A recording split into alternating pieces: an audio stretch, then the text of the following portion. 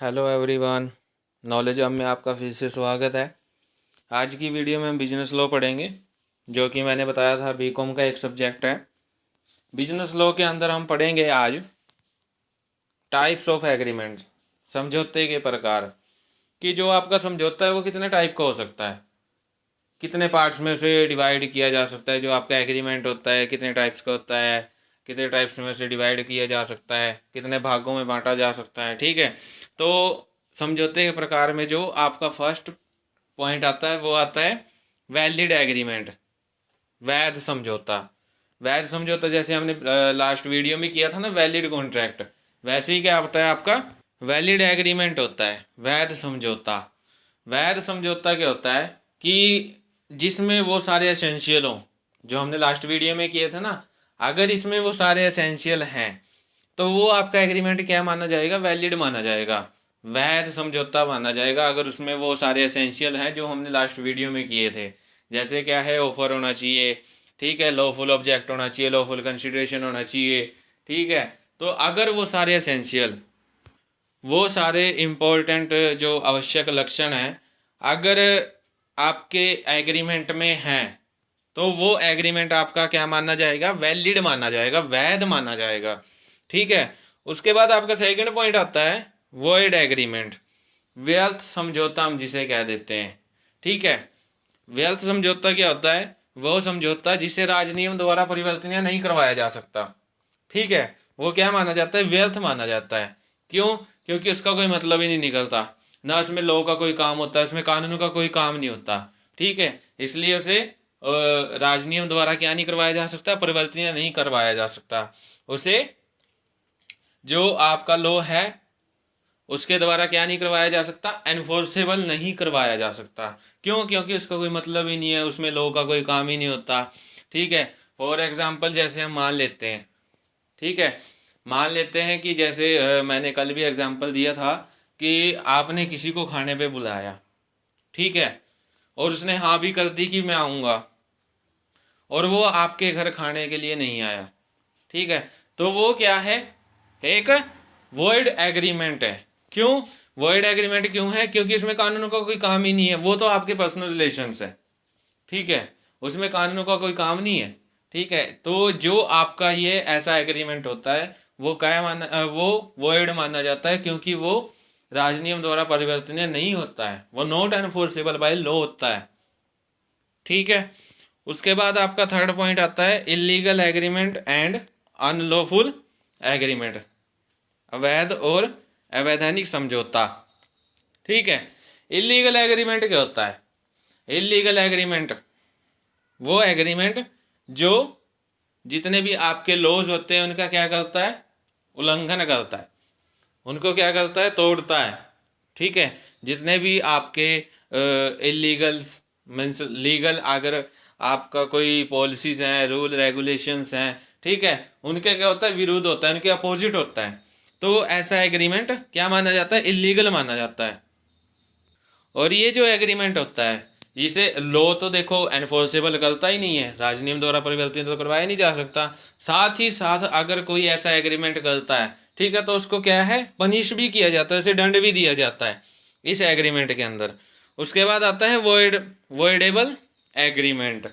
Voidable agreement जैसे मैंने बताया था कि ऐसा समझौता, कि जैसे बताया था कि समझौते में टू पार्टीज का होना जरूरी है, एग्रीमेंट में टू पार्टीज का होना जरूरी है, दो पक्षकारों का होना जरूरी है। अब आपका एक पक्षकार जिसकी मतलब कि जो इच्छा है वो राजनियम द्वारा परिवर्तनीय है, लॉ द्वारा क्या है, एनफोर्सेबल है, लेकिन जो आपका दूसरा पक्षकार है मीन्स सेकेंड पार्टी, उसकी जो इच्छा है वो नॉट एनफोर्सेबल बाय लॉ है, वो राजनियम द्वारा परिवर्तनीय नहीं है। तो ऐसे में आपका एग्रीमेंट क्या माना जाएगा, वॉइडेबल माना जाएगा। जैसे मैंने एग्जांपल दे दिया था ना, एग्जांपल दिया था, जैसे आपने एक्स है उसने वाई के साथ एग्रीमेंट किया कि आप मेरे को सामान इतने पे दे देना, और वाई की नेक्स्ट डेट आ जाती है, डेथ हो जाती है, तो ऐसे में जो एक्स ने जो उसके साथ एग्रीमेंट किया था वो क्या माना जाता है, वॉइडेबल माना जाता है, क्योंकि जिसके साथ एग्रीमेंट किया था वो है ही नहीं। ठीक है, तो ऐसी इस सिचुएशन में क्या माना जाता है, आपका एग्रीमेंट वॉइडेबल माना जाता है। ठीक है, वॉइडेबल एग्रीमेंट में मैंने क्या बताया कि इसमें टू पार्टीज होती हैं, एक पार्टीज तो एनफोर्सेबल बाय लॉ होती है, लेकिन जो दूसरी पार्टी होती है वो नॉट एनफोर्सेबल बाय लॉ होती है। ठीक है,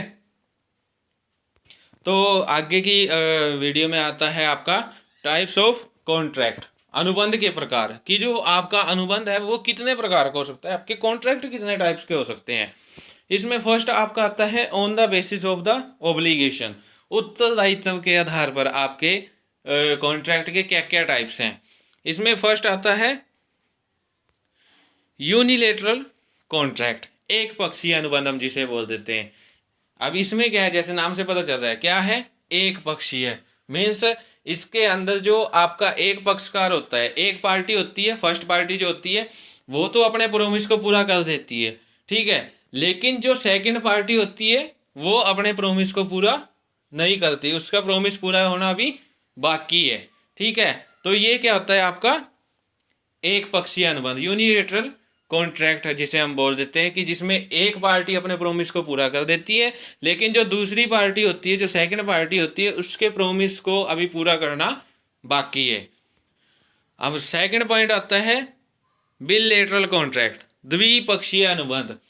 द्विपक्षीय अनुबंध में क्या है कि दोनों ही पार्टीज हैं, ठीक है, दोनों ही पार्टीज का क्या है, अपने अपने प्रोमिस को अभी पूरा करना बाकी है। दोनों में से किसी ने भी अपने प्रोमिस को अभी पूरा नहीं किया, ठीक है, दोनों के प्रोमिस को दोनों का जो प्रोमिस है वो अभी पूरा करना बाकी है, दोनों के जो प्रोमिस है उनका निष्पादन करना भी बाकी है। ठीक है, फर्स्ट में मैंने क्या बताया कि एक पार्टी पूरा कर देती है, एक पार्टी का प्रोमिस अभी पूरा होना बाकी है। ठीक है, इसमें क्या है, इसमें दोनों ही पार्टीज का भी प्रोमिस होना पूरा बाकी है। उसके बाद आपका बी पॉइंट आता है on the basis of the formation, रचना के आधार पर आपके जो कॉन्ट्रैक्ट्स हैं उसके क्या क्या टाइप्स हो सकते हैं। ठीक है, तो जिसमें फर्स्ट आता है expressed contract. Expressed contract means स्पष्ट अनुबंध। स्पष्ट अनुबंध जैसे कि नाम से ही पता चलता है, स्पष्ट अनुबंध जिसके अंदर जितने भी आपने टर्म्स दी हैं, कंडीशंस दी हैं, उसके अंदर जो भी इन्फॉर्मेशन दी है वो सारी क्या है, स्पष्ट है, वो किसी भी तरह से क्या है, मिस रिप्रेजेंटेशन नहीं है, या कोई ऐसी नहीं है कि जो मतलब कि लैंग्वेज आपके समझ में ना आए। उसमें जिस भी लैंग्वेज का यूज किया गया है वो सारी लैंग्वेज क्या है, स्पष्ट है, एक्सप्रेस्ड है। ठीक है, उसमें मतलब कि जो भी टर्म एंड कंडीशन दिए, चाहे वो लिखित में दिए, चाहे रिटन में दिए, चाहे ओरली दिए, ठीक है, वो सारी टर्म एंड कंडीशन स्पष्ट रूप से बताई जाती हैं।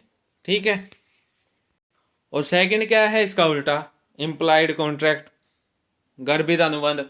इसमें फर्स्ट में हमने क्या पढ़ा था कि जो सारी इन्फॉर्मेशन दी होती है वो स्पष्ट रूप से दी होती है, ठीक है, लेकिन जो आपका सेकंड जो पार्ट होता है गर्भित अनुबंध, जैसे कि इसके नाम से पता चल रहा है, गर्भित मैंने किसी को क्या करना, घुमा के रखना। ठीक है, तो इस अनुबंध में क्या है कि जो भी इन्फॉर्मेशन दी होती है वो स्पष्ट रूप से नहीं दी होती। ठीक है, इसमें जो लैंग्वेज का यूज किया जाता है वो स्पष्ट लैंग्वेज नहीं होती, ऐसी होती है कि मतलब कि जो आपका जिसके साथ आप कॉन्ट्रैक्ट कर रहे हो, या जिसने आपके कॉन्ट्रैक्ट को एग्रीमेंट को एक्सेप्ट किया है, ठीक है, उसकी वो समझ से बाहर होता है। ठीक है, उसमें कुछ रिप्रेजेंटेशन कर देते हो, मिस रिप्रेजेंटेशन कर देते हो, ठीक है, उसमें फ्रॉड कर देते हो किसी तरह की, या आपसे किसी तरह की मिस्टेक हो जाती है, तो वो में क्या माना जाता है, आपका इम्प्लॉयड कॉन्ट्रैक्ट माना जाता है। क्या माना जाता है, गर्भित अनुबंध। ठीक है, उसके बाद थर्ड पॉइंट आता है on the basis of execution, निष्पादन की सीमा के आधार पर आपके जो कॉन्ट्रैक्ट्स हैं उसके क्या क्या टाइप्स हो सकते हैं। फर्स्ट है एग्जीक्यूटेड कॉन्ट्रैक्ट। एग्जीक्यूटेड मीन्स निष्पादित अनुबंध। निष्पादित अनुबंध में क्या है कि जो टू पार्टीज हैं, दोनों पक्षकार है, फर्स्ट पार्टी भी और सेकंड पार्टी भी, ठीक है, दोनों क्या है, अपने प्रोमिस को पूरा कर चुके हैं। ठीक है, इसमें क्या है कि जो आपके पक्षकार हैं, दोनों पार्टीज हैं, वो अपने प्रोमिस को पूरा कर चुके हैं। इसमें सेकंड पॉइंट आता है एग्जीक्यूटरी कॉन्ट्रैक्ट, निष्पादनीय अनुबंध। निष्पादनीय अनुबंध में क्या है कि ये उसका उल्टा है। इसमें क्या है कि जो आपके टू पार्टीज हैं, दोनों पक्षकार हैं, ठीक है, उनके बीच में जो भी प्रॉमिस हुआ था उन दोनों ने अभी तक अपना प्रॉमिस पूरा नहीं किया है। मीन्स जो आपकी दोनों पार्टीज हैं उनके अभी दोनों के प्रोमिस को पूरा करना भी बाकी है। इसके अंदर जो आपका प्रोमिस है वो पार्शली पूरा भी हो सकता है और पार्शियल रह भी चुका होता है। ठीक है, तो इस अनुबंध में क्या है कि जो आपके पक्षकार हैं, जो आपकी पार्टीज हैं, उन्होंने अभी अपने प्रोमिस को पूरा नहीं किया है, दोनों के प्रोमिस को पूरा करना भी बाकी है। उसके बाद आपका डी पॉइंट आता है on the basis of the enforceability. परिवर्तनीय के आधार पर, परिवर्तनीयता के आधार पर आपका जो कॉन्ट्रैक्ट है, आपका जो अनुबंध है, उसके क्या क्या टाइप्स हो सकते हैं। एनफोर्सिएबल कॉन्ट्रैक्ट, परिवर्तनीय अनुबंध, इसमें हमने क्या बताया था कि जो आपका ये अनुबंध है, अगर उसके अंदर वैलिड कॉन्ट्रैक्ट, वैध अनुबंध के सभी लक्षण पाए जाते हैं, सारे एसेंशियल हैं, जो लास्ट वीडियो में हमने एसेंशियल किए थे ना वैलिड कॉन्ट्रैक्ट के, अगर वो सारे कॉन्ट्रैक्ट के, वो सारे वैलिड कॉन्ट्रैक्ट के एसेंशियल अगर एक कॉन्ट्रैक्ट के अंदर हैं, ठीक है, तो वो आपका राजनियम द्वारा परिवर्तनीय माना जाता है। ठीक है, और जो मतलब कि कॉन्ट्रैक्ट आपका राजनियम द्वारा परिवर्तनीय माना जाता है, एनफोर्सेबल बाय लॉ माना जाता है, वो अनुबंध आपका क्या कहलाता है, एनफोर्सेबल कॉन्ट्रैक्ट कहलाता है, परिवर्तनीय अनुबंध कहलाता है। जैसे कि हमने कोई कॉन्ट्रैक्ट किया, उसमें आपका ऑफर भी है, एक्सेप्टेंस भी है, लॉफुल कंसिडरेशन भी है, लॉफुल ऑब्जेक्ट भी है, कॉन्ट्रैक्चुअल कैपेसिटी भी है दोनों में। ठीक है, और दोनों ने जो कॉन्ट्रैक्ट किया है वो लीगल ऑब्लिगेशन भी क्रिएट करता है। ठीक है, फ्री कंसेंट है दोनों की, किसी भी प्रकार का दोनों पे कोई दबाव नहीं है।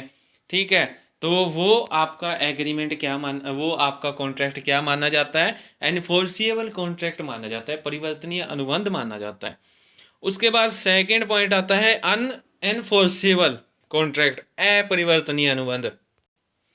अब ये क्या है, ऊपर वाले का उल्टा है। उसमें क्या था कि आपके सभी जो वैलिड कॉन्ट्रैक्ट के एसेंशियल्स हैं वो होने चाहिए, लेकिन इस कॉन्ट्रैक्ट में क्या है कि अगर आपके कोई भी ऐसा कॉन्ट्रैक्ट जिसमें वैलिड कॉन्ट्रैक्ट का एक भी एसेंशियल नहीं है, ठीक है, तो वो नॉट एनफोर्सेबल बाय लॉ हो जाता है।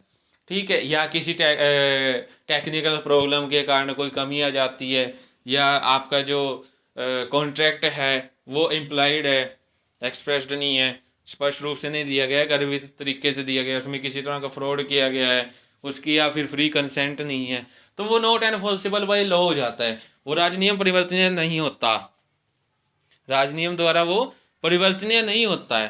तो ऐसा जो आपका कॉन्ट्रैक्ट होता है वो क्या होता है, अनफोर्सेबल कॉन्ट्रैक्ट माना जाता है।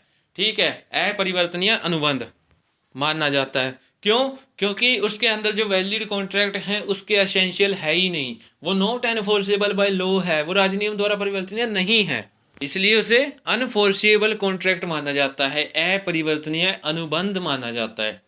ठीक है, उसके बाद आपका लास्ट आता है E point, on the basis of the validity, means वैधानिकता।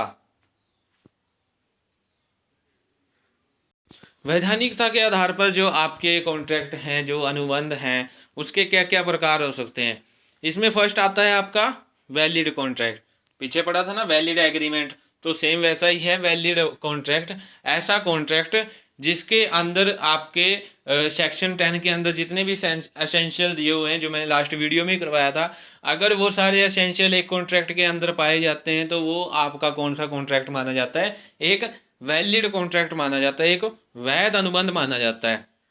उसके बाद आपका सेकंड पॉइंट क्या है, व्यर्थ अनुबंध, जिसे हम क्या बोलते हैं, वॉइड कॉन्ट्रैक्ट भी बोल देते हैं। वॉइड कॉन्ट्रैक्ट में क्या है कि जैसे कि मैंने पीछे भी बताया था, वॉइड एग्रीमेंट के बारे में बताया था, तो ये क्या है, वॉइड कॉन्ट्रैक्ट है कि ऐसा कॉन्ट्रैक्ट, ऐसा अनुबंध जिसकी क्या है, जो मतलब कि परिवर्तनीयता है, जो एनफोर्सेबिलिटी है, वो क्या है, समाप्त हो जाती है, मीन्स खत्म हो जाती है, डी एंड हो जाता है इसकी एनफोर्सेबिलिटी का। ठीक है, तो इस टाइम पे क्या है, जो आपका कॉन्ट्रैक्ट होता है वो क्या माना जाता है, आपका जो अनुबंध है वो उस समय पे व्यर्थ माना जाता है जब वो राजनियम द्वारा परिवर्तनीय नहीं होता है। मीन्स उसकी परिवर्तनीयता समाप्त हो जाती है, उसकी एनफोर्सिबिलिटी जो है वो दी एंड हो जाती है। तो उसके बाद जो आपका एग्रीमेंट होता है, जो आपका कॉन्ट्रैक्ट होता है, चाहे एग्रीमेंट लगा लीजिए चाहे कॉन्ट्रैक्ट लगा लीजिए, यदि उसकी परिवर्तनीयता, उसकी एनफोर्सिबिलिटी समाप्त हो जाती है तो वो आपका कॉन्ट्रैक्ट या एग्रीमेंट क्या माना जाता है? वॉइड माना जाता है, वो व्यर्थ अनुबंध मान लिया जाता है। उसके बाद आपका आता है वॉइडेबल कॉन्ट्रैक्ट।